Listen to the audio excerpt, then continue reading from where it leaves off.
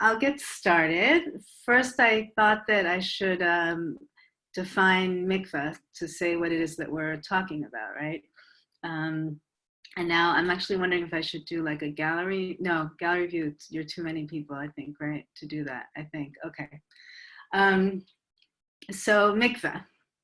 So what is it that we're talking about when we talk about mikveh? So mikveh actually means a gathering of. It's actually a word that has to go with another word. So it's really mikveh mayim, a gathering of water. And it's really interesting that people just call it a mikveh, even though it's really a mikveh mayim, a gathering of water. So that's why also I spell mikveh with an E, M-I-K-V-E-H, because that's, in Hebrew, that's mikveh, like a mikveh mayim.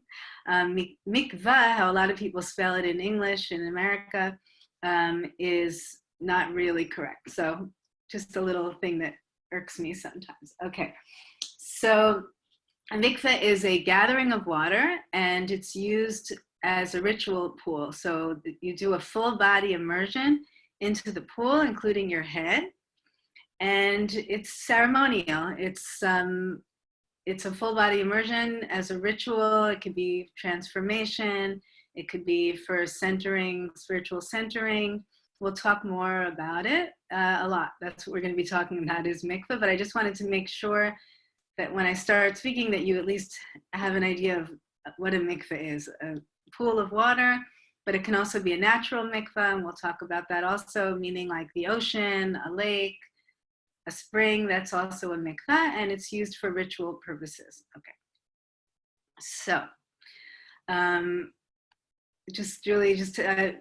if I can't see people, so I'm like wondering how I can feel like I'm speaking to someone, but should I just act like I'm speaking to you?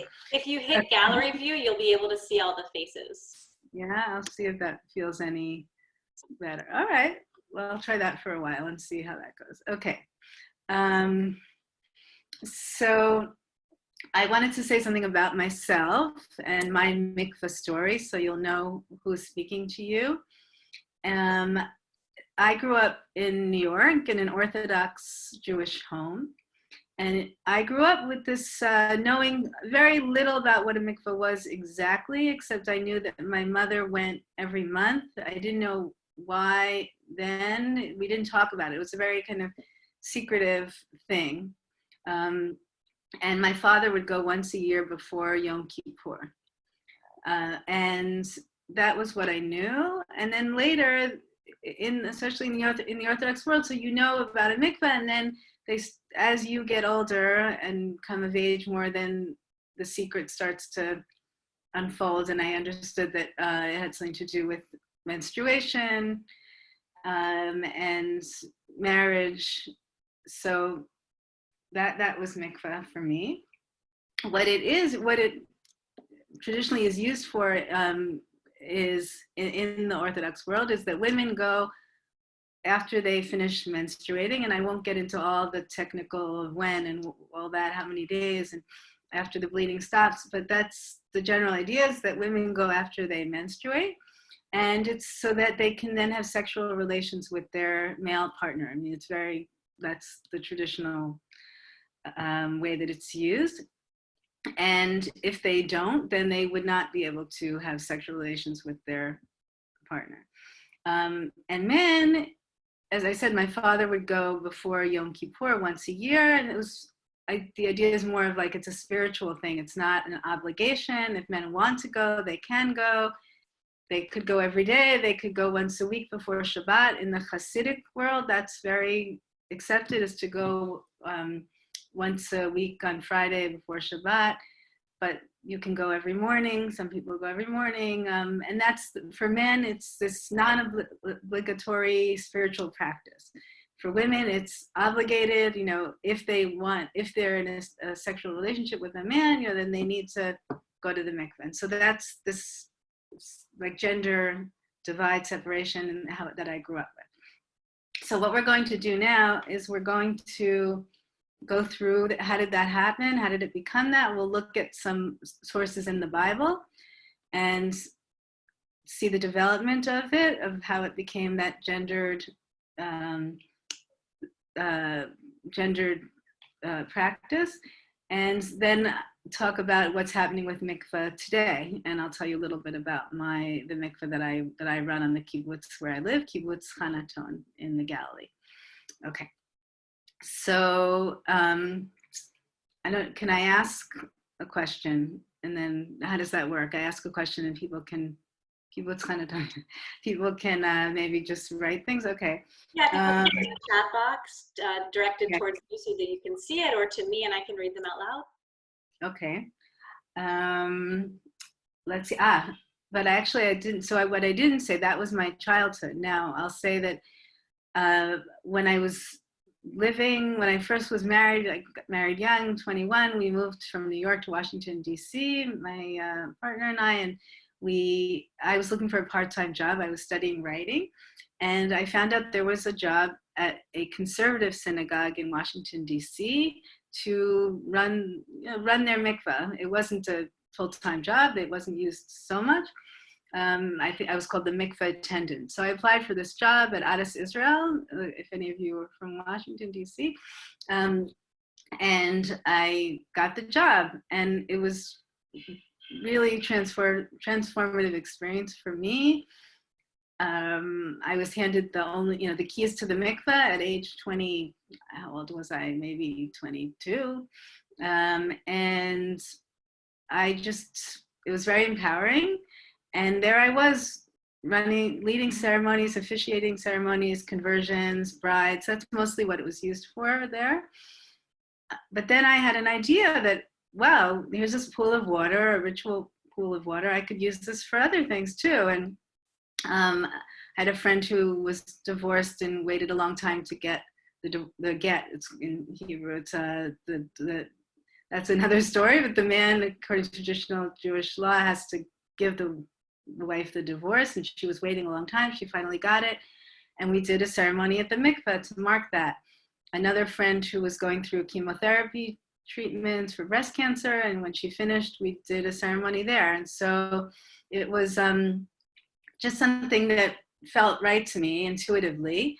When my daughter was born, my oldest, who's now 26, we were looking for an embodied ritual to do for her and for her as an infant instead of circumcision. And so here I had the keys to the mikveh. So we did a mikveh ceremony for her as well. And I didn't know of anyone else doing these kinds of things, but it just felt like the right thing to do. So that is when I decided I wanted to be a rabbi, and the story after that is more complicated, but I am a rabbi, and I was able to come back to what I love doing, which is mikveh. And I opened this mikveh on kibbutz Hanaton. It's the only mikveh in Israel that's open to anyone who wants to use it, and however they want to use it. So I can get into all right, well, why not? This is interesting.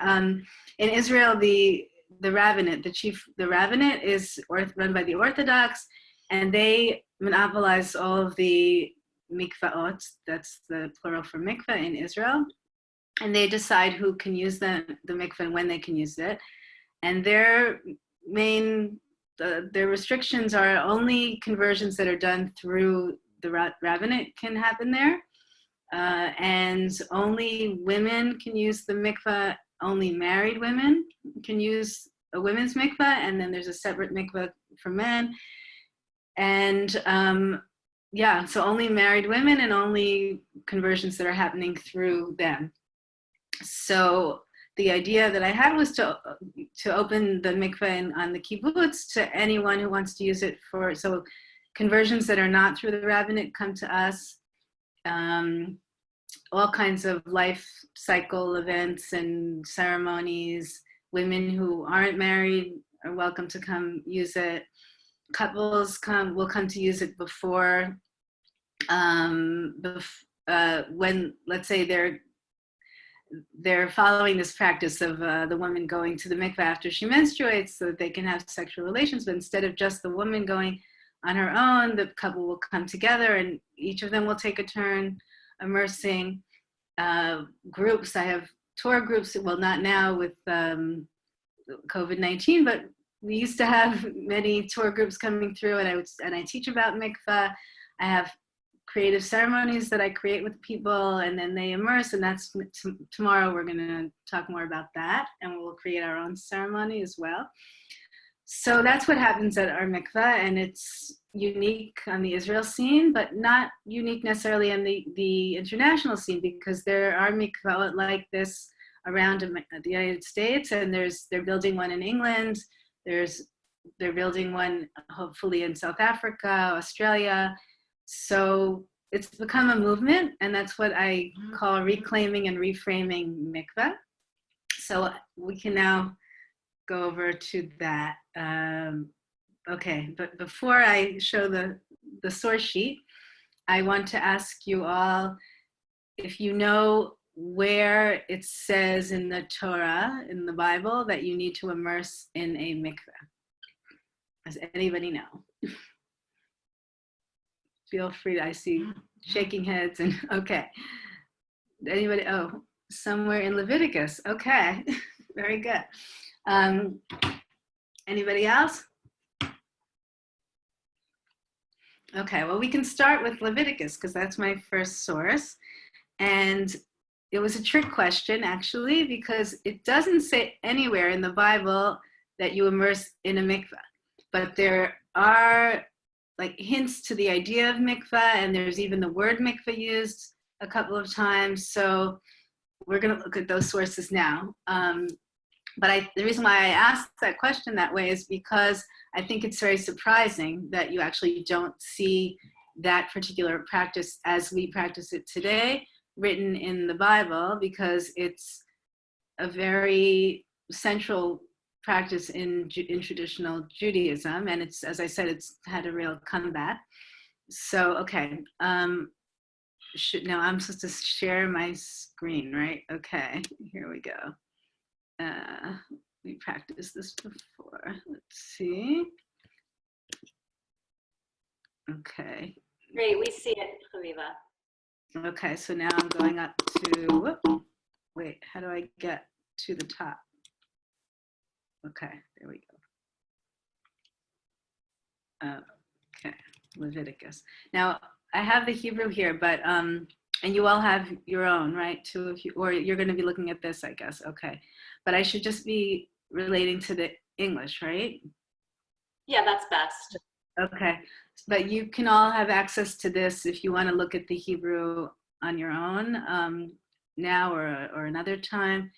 And I might just point out, I might read something from like here, what's in red, but okay, so the context here is something called tumah, which is ritual impurity. And that's just a translation that's imperfect. There is no real translation for tumah. And I'll just say that we don't know exactly for sure what tumah was. It was a very central part of Jewish practice in the temple period, let's say, but also before the temple and in the tabernacle.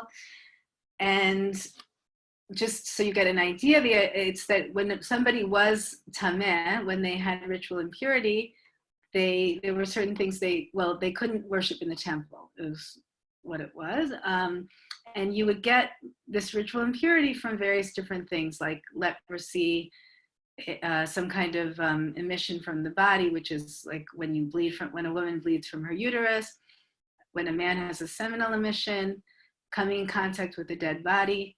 So my take on tumah, after some of the research I've done, is that it seems to me that it was about coming in contact with all different kinds of death.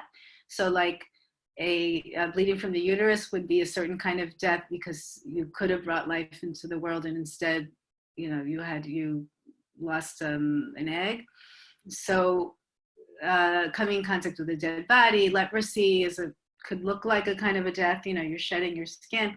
So that's tumah. Now, so here, the context here is tumah, and it's this. I just brought these verses that are about a woman bleeding from her uterus. And so it says here that a man, okay, how do I get down? Okay, so when you contract this thing called tuma, the way you get out of it is by washing. If you see all the blue there, they would wash their clothes and bathe in water and be ritually impure until the evening. Or they both shall wash in water, all of this washing in water. Okay, and but this is what, in relation to a man, when he has this kind of an emission that he would need to wash in water. Now it says that he washes his entire body in water. So the rabbis later in the Mishnaic period, so this is after the biblical period, they understood washing his entire body. They read back into that and said that means that he would need to immerse his entire body and do a full body immersion into a mikveh. That's how they interpreted it. But if you look at actually what it says here, it just says that he would wash his entire body. And when I look at that and I see wash, in the Hebrew, I think it's more clear, to me at least when I'm reading in the Hebrew, that it's a washing, and washing doesn't necessarily mean, there's a different word in Hebrew for immersing, litbol, and that word does not appear here at all. And so here too, where it could have said immerse, and it doesn't say immerse, it says wash. So it's interesting to note that in the Bible itself, when it's talking about all this washing around ritual purity and impurity, it actually doesn't say immerse, and the word mikveh doesn't appear here. So that's interesting, okay. And what's also really interesting to note is that men and women were doing this. It wasn't just a women's thing, and it wasn't just around flows of blood from the uterus.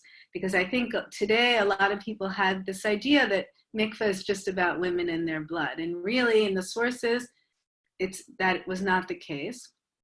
And I'm going to explain how it changed. Okay.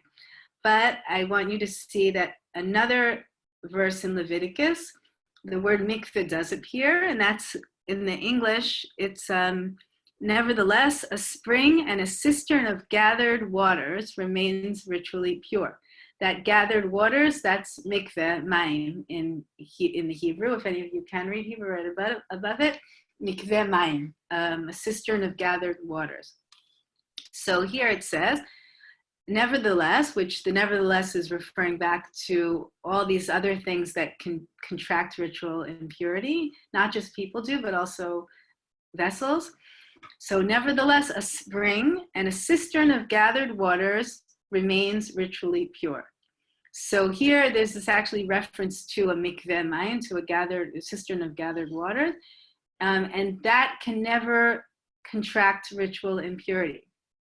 So from there, the rabbis saw that verse in the Mishnaic period. They saw that verse, and they said, this is mikveh. It can't contract ritual impurity. These waters cannot contract ritual impurity, and therefore, that's what makes a mikveh, because if the waters are always pure, then if you have ritual impurity on your body, or in your, if you are ritually impure and you go into these waters that can never become impure, then you go into the waters tameh, let's say, ritually impure, and you come out ritually pure. So that's, this, if you think about the conceptualization of it, or the magic or whatever it is that's happening, although it's really not, well, maybe we'll talk more about that, but the idea is that because these waters are always pure, that you can kind of like leave your impurity in the waters, and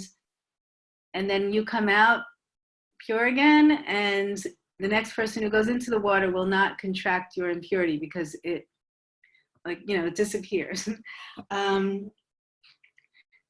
So I want to look at the other place where the word mikveh appears, which is in Genesis, and this is the creation story.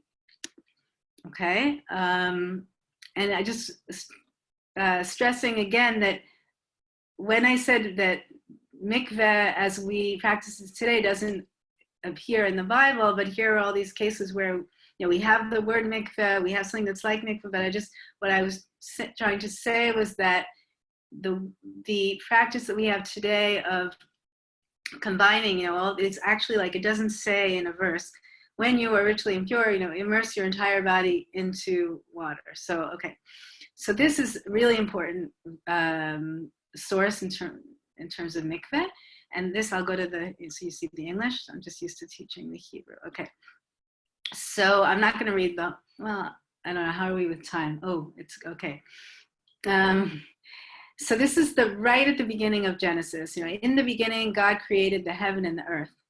Okay, and the earth was unformed. Wait, now I got to move you all over so I can. Okay.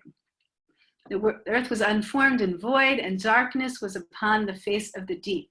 And the Spirit of God, or the divine Spirit, hovered over the face of the waters. So the way that I picture this is everything is water and darkness. And to me, this feels very much like a womb. So I like to think of this as God's womb, the divine womb. And then what happens is God starts separating. So you have just water and darkness, and then God starts separating, and you get day and night, you get light and dark, and you get, if we go to the, see, I only bolded the Hebrew there, sorry about that. Okay, so go, I guess, can I bold this now? I don't know if I can. Okay, whatever. Yeah, if you do, we'll see it. All right. So here, and God made the, okay, so I'm here. You all see where I'm pointing to at least? Yes. You do? Oh, okay. And God said, let there be a firmament in the midst of the waters, and let it divide the waters from the waters. So God created upper waters and the lower waters, put a divider between the waters. And actually the name of our mikveh, which I'm going to show you, is Shmaya, which means, in Aramaic, it means sky. And it's so Shamayim in Hebrew, if you know that word, any of you, is the word for sky, and Mayim is the word for water. And the idea is that up there's water, and really it does rain and water comes down from the sky, and so there is water up there, but it also looks like water. The sky looks like water. So okay, so God created the upper waters and the lower waters. Okay, and God made the firmament and divided the waters which were under the firmament from the waters which were above the firmament, and it was so. And God called the firmament heaven, and there was evening and there was morning, a second day. Okay, now here.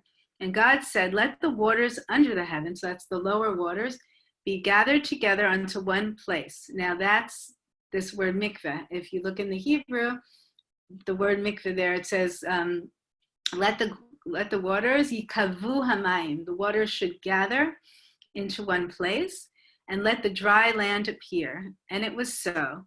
And God called the dry land earth, and the gathering together of the waters, that's mikveh again, mikveh hamayim, God called seas. God called them the seas. And God saw that it was good. So here, right at the beginning of the Torah, right at the beginning in Genesis, is mikveh. It's right there. So now the deeper spiritual meaning of the way I see this is that, as I said, if it's a womb, and then there's all this separation going on. So if you think about that everything was whole, let's say, before creation, and then creation was a separation, and it was done through separation. God did all of this creating by separating.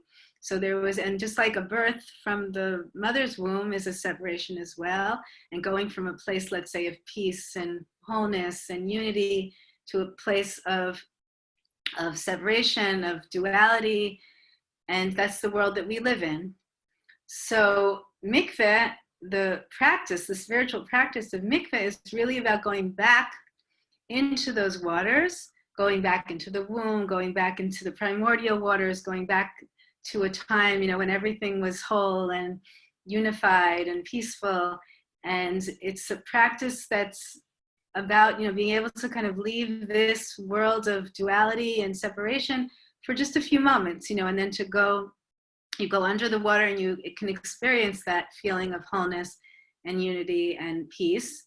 And so it really is a ritual of spiritual centering and also of rebirth, because you're going back into the womb and then you come out. And how do you feel? You feel refreshed, renewed, reborn. For people, it's all different kinds of experiences. But if you look here, right at the first place that the word mikveh appears, right at the beginning, that's what it seems to me to be about.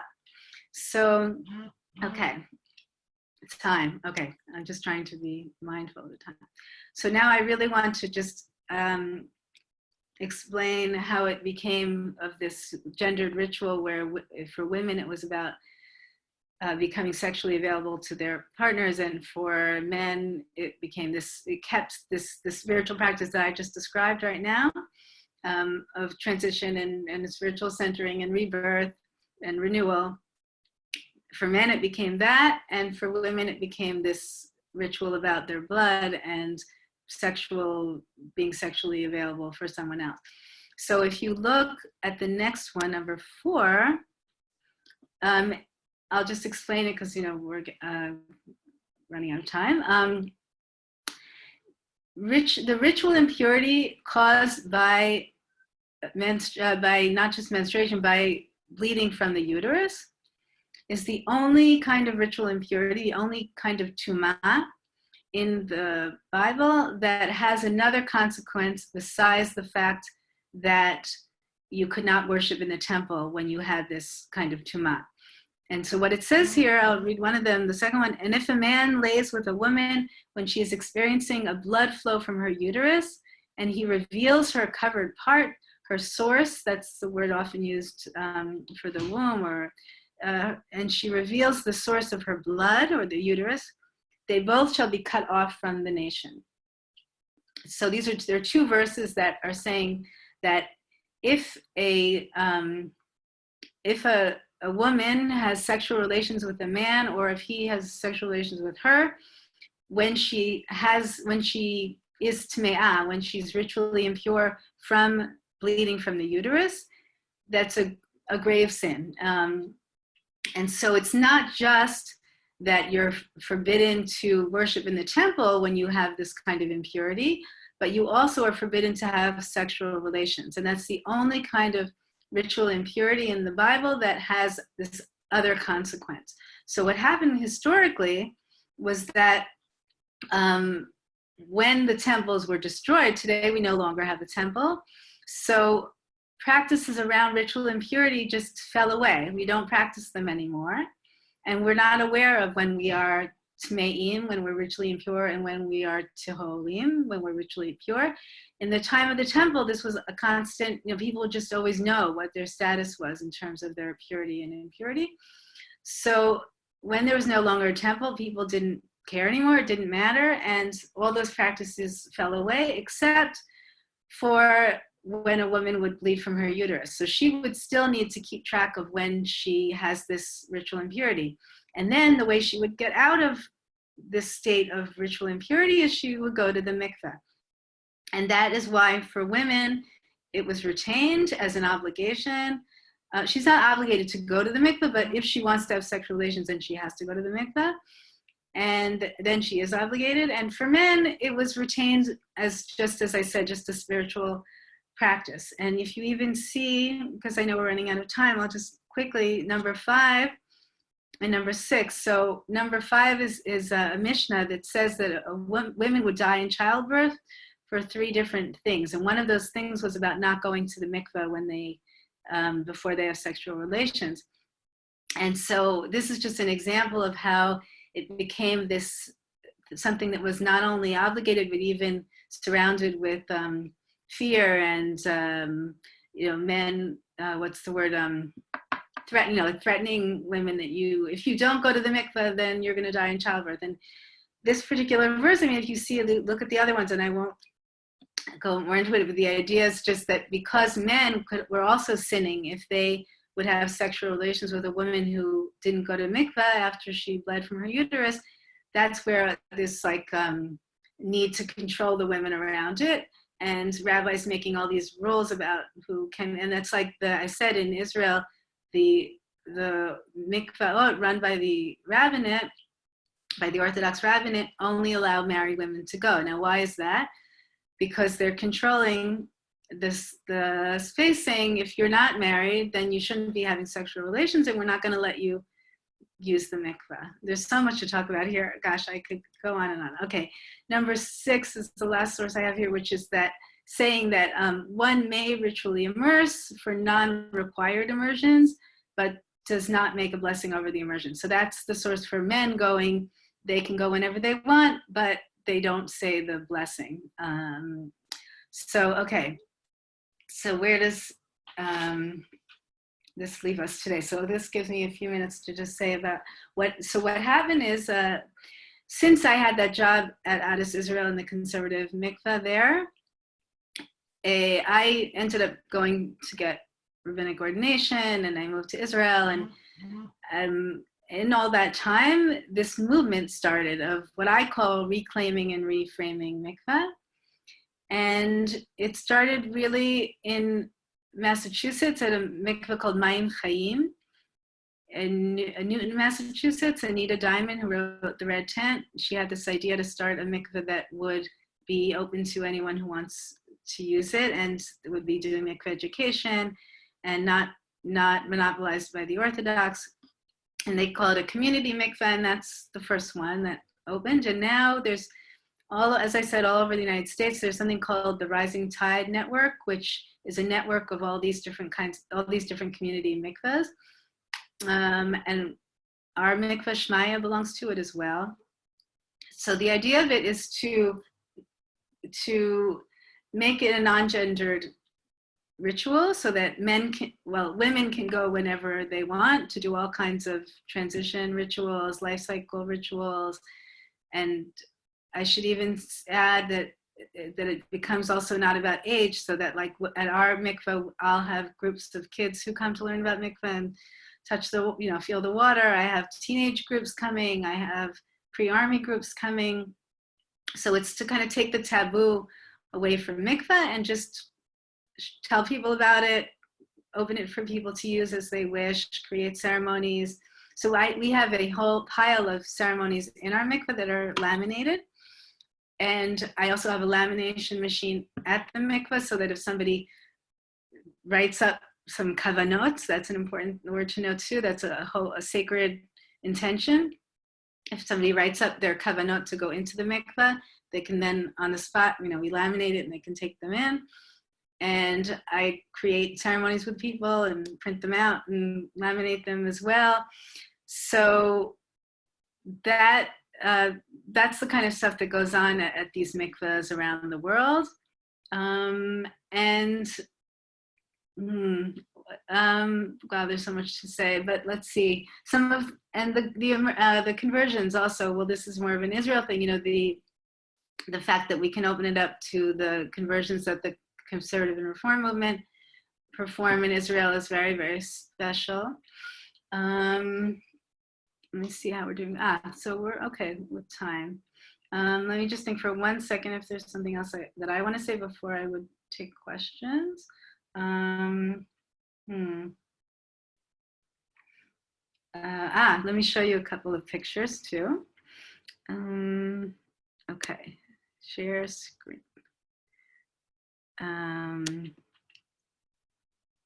Wait. Yeah. Do you see anything yet or not yet? Okay, wait. Not yet. Okay, now you do? Yes. Okay, so this is our mikvah. Right over here is the actual mikvah.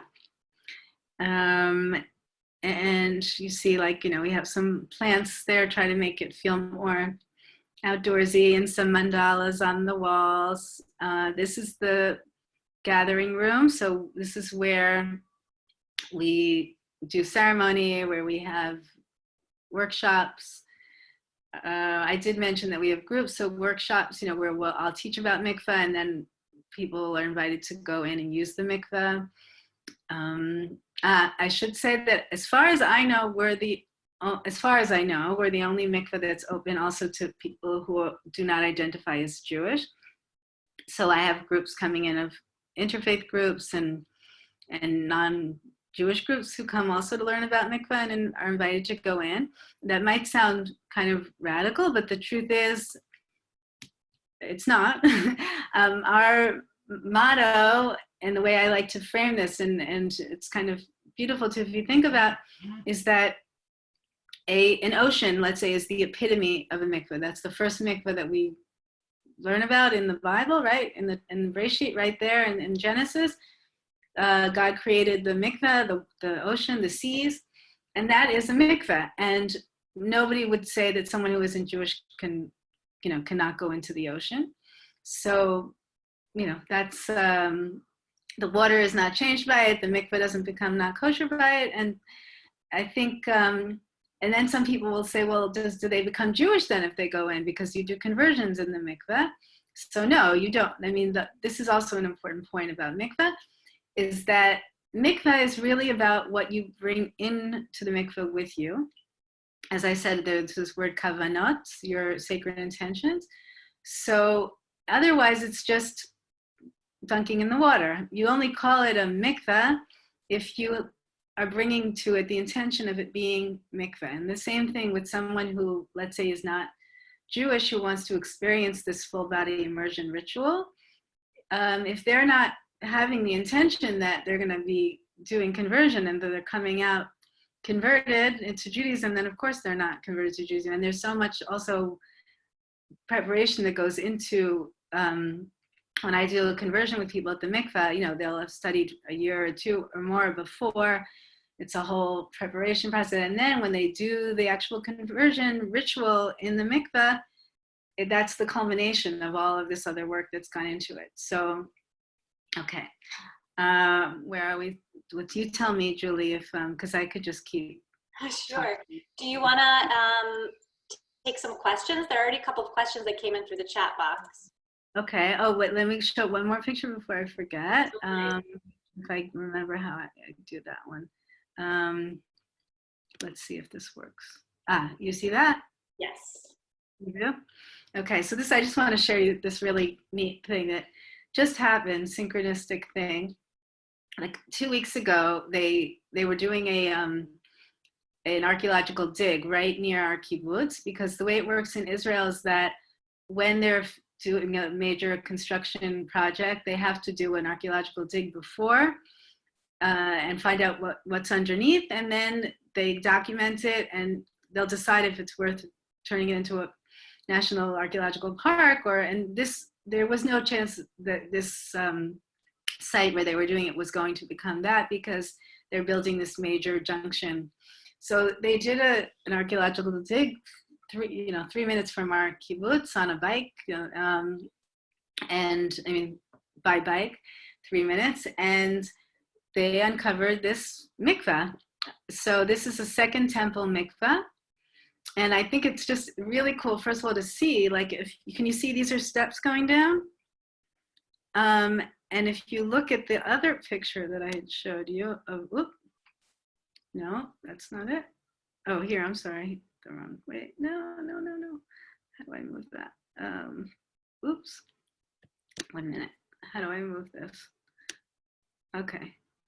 Back to, so you remember that with that mikveh, and then here's our mikveh. They look pretty similar, right? Yeah. Okay. All right. And we counted the steps here. This is 7 steps going down, and our mikveh is 7 steps, because that's traditionally it's 7 steps, 1 step for each day of creation. And they also had 7 steps, and this is second temple period. Pretty neat, I mean, literally next door to our mikveh that we use today. And just the reason why we wanted to show this is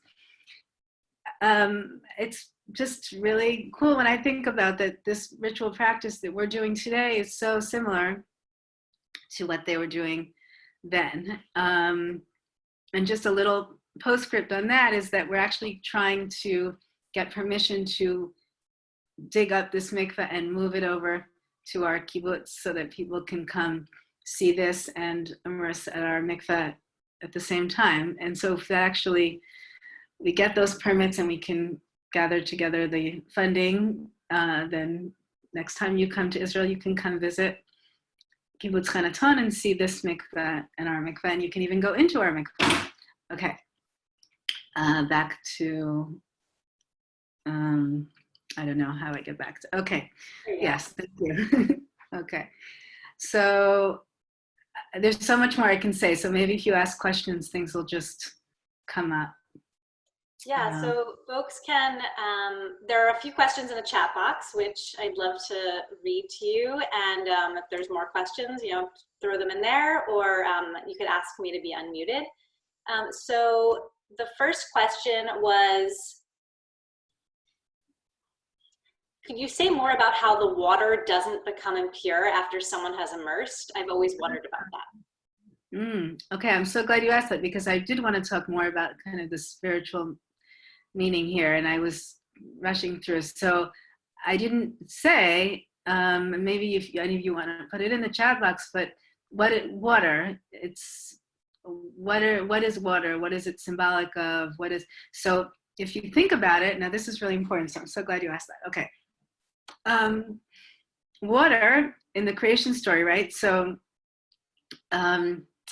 water makes up, maybe someone here is a scientist, but I think it's at least 70, 80% of the earth is water. And it's pretty much the same thing in the human body, depending on your age. So that's one thing. And if you think about when you go into water, that it's like you're also returning to your element, and you're surrounded by what actually your body is mostly made up of. So it's this kind of feeling of like connecting to everything. If you also think about it, water, the same water that we have today is the same water. The primordial waters are the waters that we have today, as far as I understand, because water evaporates and goes up and then comes down again, and it's just recycling itself all the time. So that, for me, when I think of it that way, it just makes so much sense to me that water cannot contract ritual impurity, especially if ritual impurity is about coming in contact with death, and water is called Mayim Chayim, the water of life, that water is just constantly, it's always alive, like it always existed and it will always exist. The same water, it's just renewing itself all the time. So there's something about that that just really feels fitting for bringing us back into life if we've come in contact with death. And the fact that the water itself can't even become ritually impure because it is life, right? And so it doesn't get affected by being in contact with death. Another thing I love thinking of, there's so much about water. One is that water, if it always existed and will always exist, then water also holds memory. And if you know, there's something else about mikveh, and I showed you the ancient mikveh and our mikveh, that there's something also, and if you're immersing in the same waters that your ancestors immersed in, because it is the same water, then that's the memory aspect of that just comes really strong for me, you know, then thinking about even if you might, whatever, but like the idea that when you do this ritual, it's connecting in some way, you know, to all the other people who have done this ritual before, and they've actually done it, you know, in the same waters. And I don't know if any of you saw Frozen, the movie Frozen, Frozen 2. So I was just so pleased when I went to take a couple of my kids to it last summer, I think it was. And I didn't know there's this whole part of it that they go to these ice sculptures to hear about stories from the ancestors. So they see like the actual scenes that had happened to their ancestors frozen in time. And to me, I was like sitting there in the movie theater with my kids, and be like, ah, that's mikvah, you know, that's what it's all about. You know, the water holds the memory. So even in whatever, you know, pop culture today, mikvah is there and alive. So the question was about why doesn't water control? So that's one way that I think about it, is, you know, the water is life. It's constantly renewing itself, and so therefore it can't contract too much. And that's why it would be the thing that we would go into to reconnect to, you know, to life. That's another, sorry, this isn't necessarily even answering that question, but another thing about mikveh that I find really powerful is using it as a spiritual centering ritual. That if you also think about it, as our bodies are made up mostly of water, there's something about water that to me feels like that's like your essential self, your kind of untouched, most pure self, the water in you, and representing maybe your soul, or, you know, in your unblemished soul. So many people who've come to mikveh have told me afterward, you know, especially using it as a healing ceremony, healing after abuse also, that there's something about going into the water that you can like touch this part of yourself that was not tainted by living, by life, by what, you know, what happened to you in your life. And that is another way to be reborn, right? Because you touch this piece of yourself that you kind of came into the world with, and you can go back to it and then keep being reborn into it every time you touch it. So I like to think of mikveh also as that kind of like going back into your soul, getting in touch with your soul. Okay, which would also fit, right, with not, you know, with this idea of not being ritually impure, or not being, you know, touching your soul, if that's the thing that lives on, you know, after your physical body passes, then you're getting in touch with that piece of yourself that won't die ever. Okay, more. Next question. What's the source of the immersion blessing, and where is it found? Oh, okay. I can, next time, tomorrow, I will see the blessing, but the source of it, I think that's in the Talmud, if I'm not mistaken, but I'll just make sure, I'll check that for tomorrow, but I think it actually is found in the Talmud. And the blessing is, Baruch atah Adonai Eloheinu melech haolam asher kidshanu b'mitzvotav v'tzivanu al hatvila. And that means it's the one who sanctifies us, you know, blesses God who sanctifies us, and commands us to immerse. So it's a very standard pattern. No, that's not the word. I can't think of the word in English. It's a very standard wording for a blessing, and it ends with al hatzvila, upon immersion. So that's the standard blessing. And as I said, traditionally, only women who are immersing after uterine bleeding would say it, or a conversion. In conversion also, you would say it traditionally. But when people come to use our mikveh, you know, I say whatever feels comfortable for you. We don't require that people, we don't interfere with how people would like to keep, you know, to do their immersion practice. We like to think of our mikveh as a spring or an ocean, you know, and it's just there for people to use it as they see fit, as long as they respect the place and don't tamper with anything, you know, then they can come immerse as they please. So if they want to say that blessing, even if in traditional Orthodox, you know, Judaism, they wouldn't do that, they're welcome to do it.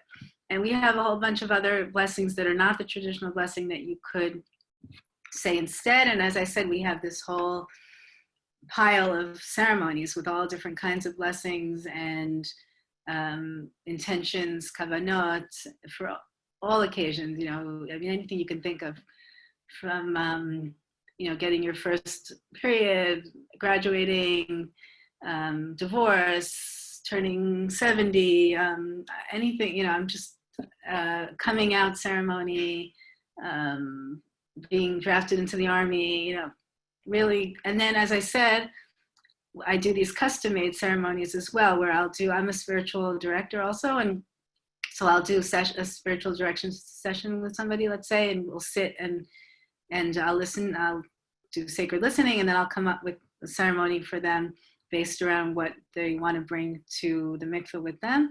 And as I said, print it out, laminate it, bring it there, meet them there. And I so many of those. And I keep thinking next week, but it's tomorrow. Tomorrow I'll actually I'll show you some samples of those to give you an idea of the kind of things we do. And then we're going to do a guided visualization or meditation. And then we're going to kind of work on creating a ceremony together to give you a feel. But that's like, okay, question. How does it work that Shemaya operates outside the rabbinate's regulations? Okay. Shemaya existed, this kibbutz, Hanaton, was originally founded by conservative Jews in Israel. And they petitioned the government to build them a mikveh because there's this law in Israel that if you're a religious community, then the government needs to build you a mikveh. So they petitioned the government to get a mikveh built for them. I wasn't living there then. I was in Jerusalem for many years. And I don't even think I was living in Israel yet when it was founded. And I've been here 25 years, so I don't know, something like that. And they petitioned the government, and the government said no. They said, you're not a religious community, because they define religious as Orthodox. And they fought that. And I was told that pressure was put upon the government from diaspora, and they did build this mikveh in Hanaton. But then the kibbutz, if you ever welcome to come visit, was almost closed down 10 years ago, or 11, 12 years ago. And there were only 5 families left, and the mikveh too was hardly being used at all, just for some conservative conversions where people would come from outside the kibbutz to do conservative conversions at the mikveh. But there was hardly anyone living on the kibbutz anymore. And so then I was part of a wave of people that came to join the kibbutz and revive it. So it's now not considered a conservative kibbutz anymore. It's considered a pluralist Jewish kibbutz, but mostly liberal Jews, because our synagogue is egalitarian. And so the mikveh, right, okay. So when I came to visit the kibbutz to see if we wanted to move there, and I saw that there was this mikveh that was almost abandoned and in really bad shape, so that was my dream come true. And so I raised some money to do some renovations. So you saw it looks pretty decent. If I had been building it from scratch, I would have had a different design, but that's it. It looks so much better than it did then. It was really falling apart. And then the first thing I did is I just went to the Reframing and said, you can come do your conversions too. It doesn't have to be only conservative conversions, and kind of started to get the word out that it's just open for anyone who wants to use it. I started writing about it, telling people about it. And slowly, I've been there 11 years now, and there's a steady flow of people, groups, people coming from all over Israel, from all over the world. And how is it outside the Rabbanut? So what I did is I went to it's not recognized by the Rabbanut. So when they built it, and then when they discovered that it was being used for conversions that weren't through them, they tried to close it down. They put a lock on the door, and people living here broke the lock. And so it was a whole political struggle. And in the end, as I said, there weren't that many people here anyway. So when I moved to and wanted to revive it, I went to the religious regional council of my region, which is the Jezreel Valley region. And I told them I want to get the mikveh working again. But I didn't mention that we would be doing all this alternative stuff. I just said, we want to get it working again. Will you help us? And so they did. They actually, they help us with, they pay electricity. They got us a filter. There was no filter for the water back then. They they've really helped us, and they know now they know exactly what we're doing there, and they still keep helping us. I don't know if I'd say that they support it, but they are happy that, first of all, they'll send brides who don't want to go to a traditional mikveh. They actually tell them to call us and come to us. And politically, it actually serves them, because there was a Supreme Court case brought by the conservative and reform movement in Israel to open up all the mikvahs for their conversions. And that's when I knew that I did not need to be secretive about what we were doing, because the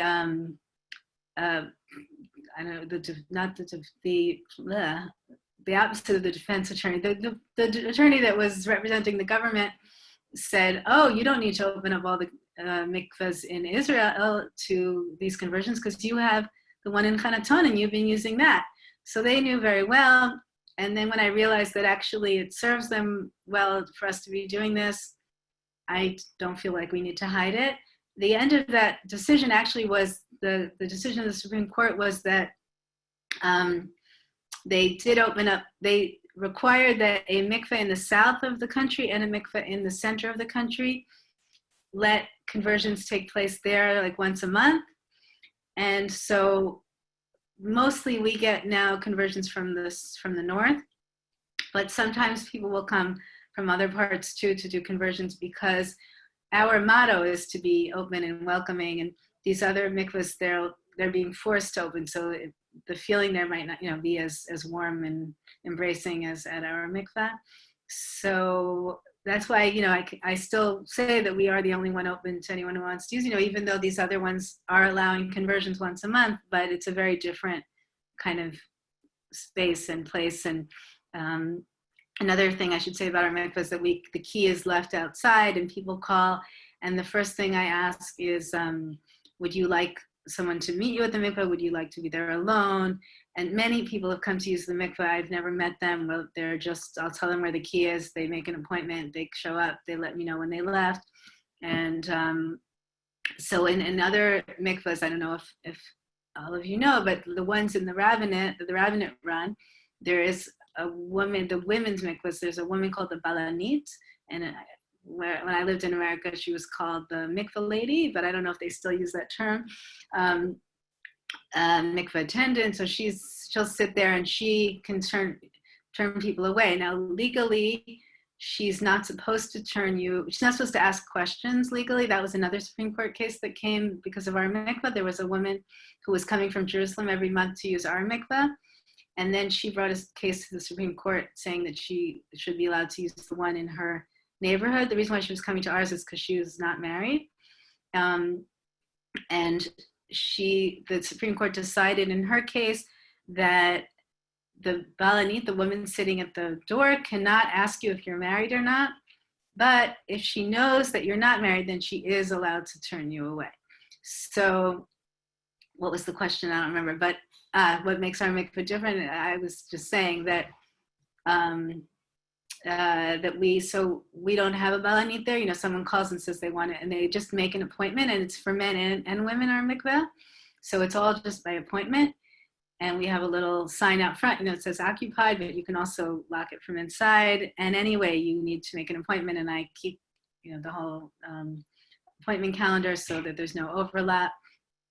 And it's open 24 hours a day, so you can come in the middle of the night. I've had people do that too, where they're like, I'm driving by at 2:00 in the morning, can I go use the mikveh? I'm like, sure, go ahead. So that's another thing that makes it different, is that it's open 24/7, and most other mikvahot for women, they'll only have them coming in the evening hours to immerse. So our mikveh is all day, you can come.